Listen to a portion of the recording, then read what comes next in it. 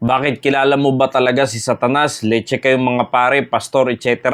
Kayo ang mga Satanas na gumugulo sa mga paniniwala ng mga tao. Oy talaga, palabas lang yan, big deal na. Di mo nga alam ng buo yung Diyos na sinasamba mong immoral tapos si Satan na mas mabuti pa sagad ng Biblia. Tignan mo ang Biblia, sino ang mapangwasak at pumapas lang ng maraming buhay pati mga inosenteng bata damay sa kasalanang wala si Satan?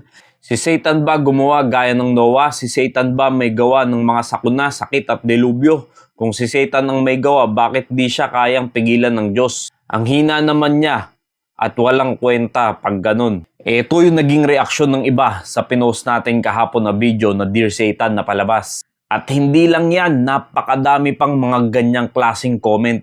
At nagiging baliktad na ngayon na nangyayari. Imbis na si Satanas ang salarin, ay siya na ang nagiging biktima ngayon.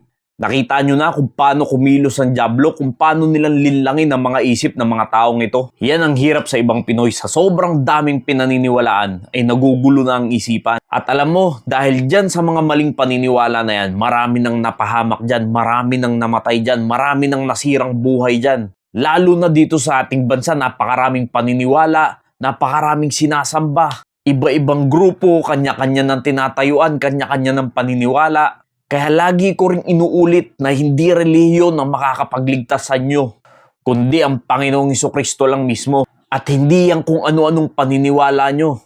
Dahil ang tanging gumugulo lang sa inyo ay ang dyablo. Jesus said unto him, I am the way, the truth, and the life. No man cometh unto the Father but by me. Dahil yan ang katotohanan, kaibigan, na ang tanging Panginoong Jesucristo lang ang daan patungo sa langit at wala nang iba. Hindi kung ano-ano yung pinaniniwalaan. Wala nang ibang daan. There's no other way, only through Jesus Christ. Kung meron pa kayong maririnig na iba-ibang klaseng daan patungo ng langit, sinisigurado ko kaibigan, hindi yan ang totoong daan. At mapapahamak ka lang dyan dahil ang totoong daan patungong langit ay ang Panginoong Jesucristo lamang.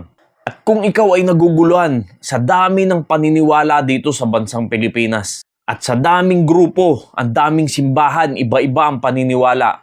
Kung gusto mo ng katotohanan, sa Panginoong Jesucristo mo rin niya matatagpuan. At kung gusto mo ng totoong buhay, ay sa Panginoong Jesucristo mo rin niya matatagpuan. Kaya kung tatanggapin mo ang Panginoong Jesucristo, sigurado ang daan na patungo ng langit. Hindi ka rin maliligaw sa katotohanan at magkakaroon ka ng buhay na walang hanggan. At dahil sa kasamaan ng tao, kaya nangyari ang pagbaha sa panahon ni Noah. At ganyan din ang mangyayari sa nalalapit na pagbabalik ng Panginoong Jesucristo. At kung paano ang mga araw ni Noe, gayon din naman ang pagparito ng anak ng tao. Sapagkat gaya ng mga araw bago nagkagunaw, sila'y nagsisikain at nagsisinom at nangag-aasawa at pinapapag-aasawa hanggang sa araw na pumasok si Noe sa daong. At hindi nila nalalaman hanggang sa dumating ang paggunaw at sila'y tinangay na lahat, ay gayon din naman ang pagparito ng anak ng tao. Sa haba ng panahon na nangaral si Noe patungkol sa kaligtasan at sa panganib na paparating ay walang nakinig sa kanya, maliban sa pamilya niya. Kaya siya ay pinagtatawanan, pinag-iisipan na yung baliw bakit nga naman siya gagawa ng daong wala naman tubig. At ganyan din ang nangyayari sa panahon natin ngayon. Maraming mga ngaral pinagtatawanan na lang ngayon. Ginagawang katatawanan, pinag-iisipang baliw kung ano-ano ang sinasabi. Masyado kayong OA, masyado kayong banal, pati palabas ginaganyan nyo. At yan eksakto ang sinasabi ng Bible bago dumating ang Panginoong Jesucristo. Ang mga tao ay wala nang pakialam sa ganitong klaseng bagay. Ang mga tao ay naglalasing, nagiinom, kung ano-anong ginagawang kalayawan na hindi gusto ng Diyos. At sobrang busy sa mga makamundong bagay at hindi nila mamamalayan ang pagparito ng Panginoong Jesucristo. Kaya nakakalungkot yung mga ganyang sinasabi nyo dahil hindi nyo alam ang katotohanan. Kung makapagsalita kayo sa Diyos na walang kwenta ang Diyos, mahina ang Diyos, at si Satanas ay mabuti kaysa sa Diyos, hindi mo alam kung ano yung pinagsasabi mo, wala kang kaunawaan sa salita ng Diyos. Dahil inilatag na ng Diyos ang mangyayari kay Satan, panahon na lang ang nag-aantay sa kanya. At sa mga taong hindi sumampalataya sa Panginoong Jesucristo at sa mga sumampalataya sa Kanya, tatandaan mo, ang Diyos ay makapangyarihan. Alam niya na lahat ng mangyayari. Dahil ang Diyos ay alam niya ang mangyayari sa future at tayong mga tao ay limitado lang sa pag-iisip.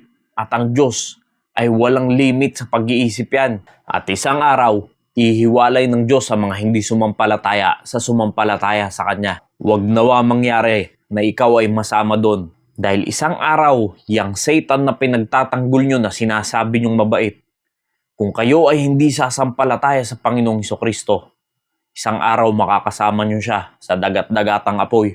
Kaya't habang may panahon at may buhay ka pa, tanggapin mo ng Panginoong Hesukristo, kaibigan, para makita mo na ang totoong daan at ang katotohanan at ang buhay na walang hanggan. Maraming salamat po and God bless you all.